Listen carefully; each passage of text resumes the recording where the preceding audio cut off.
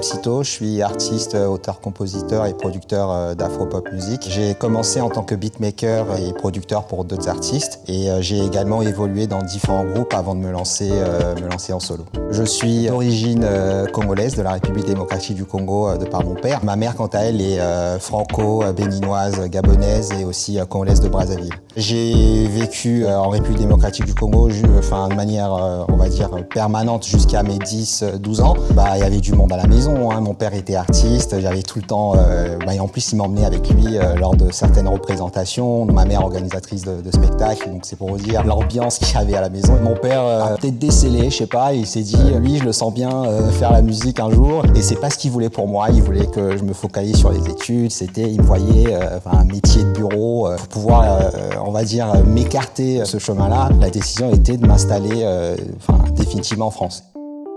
Quand j'étais ici, je vivais grâce au transfert d'argent, parce que mes parents m'envoyaient de l'argent pour survivre, pour subvenir à mes besoins. Je pense pas que mes parents aient vraiment fait des sacrifices. J'ai vraiment vécu les choses par moi-même. Ça a été difficile. J'ai pas parlé des difficultés que j'allais rencontrer quand j'étais ici. J'essayais de faire bonne figure, mais ça a été compliqué parce que j'étais loin de mes parents. Ils venaient me voir de temps à autre, mais voilà, leur absence m'a vraiment, ça m'a pesé. Mais bon, j'ai réussi à surmonter ça, et puis avec les années, on s'habitue et on avance, quoi.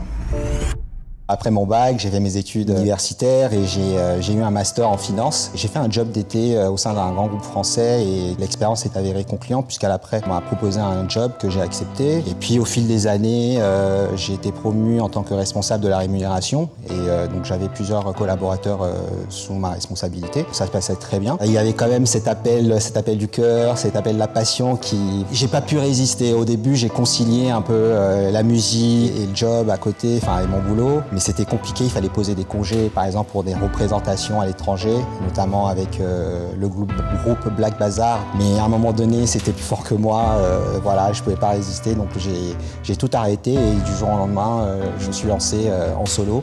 Et si c'est à refaire, je referai 100 fois, quoi.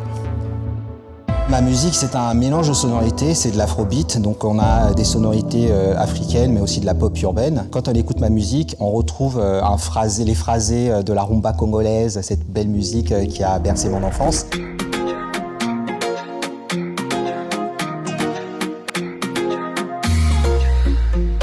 Dans tout Bendo, il n'y a Dieu que pour toi. Un ange noir qui est venu de nulle part.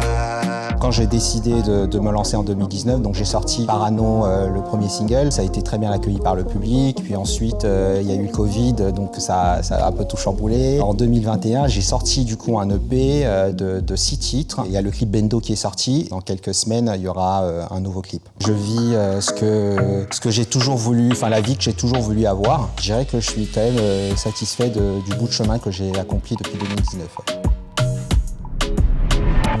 Transfert d'argent, alors ça me fait penser quand tu es vraiment en galère, tu es loin de chez toi et tu te dis que tu as besoin d'argent. C'est du pain béni, quoi. C'est le truc, tu te dis en 5 minutes, tu appelles un proche et hop, tu as la petite agence qui est pas loin et tu récupères ton argent. Donc c'est vraiment quelque chose de génial. Très souvent à tort, les gens ont tendance à assimiler le transfert d'argent comme une sorte de fuite de capitaux, une fuite de fonds de la France vers l'Afrique, mais ne prennent pas souvent en considération les transferts qui se font dans l'autre sens. Moi notamment, j'ai été bénéficiaire durant toute ma scolarité des transferts en provenance de l'Afrique et c'est quelque chose qui contribue à l'économie en France et ceux qui restent au pays comptent beaucoup sur ceux qui sont ici, c'est totalement légitime. Le transfert d'argent, ça me permet de garder le lien aussi d'une certaine manière, d'aider les cousins, les cousines qui peuvent être dans le besoin. Quand bien même on est loin d'eux, mais un petit transfert pour un cadeau d'anniversaire par exemple, c'est quelque chose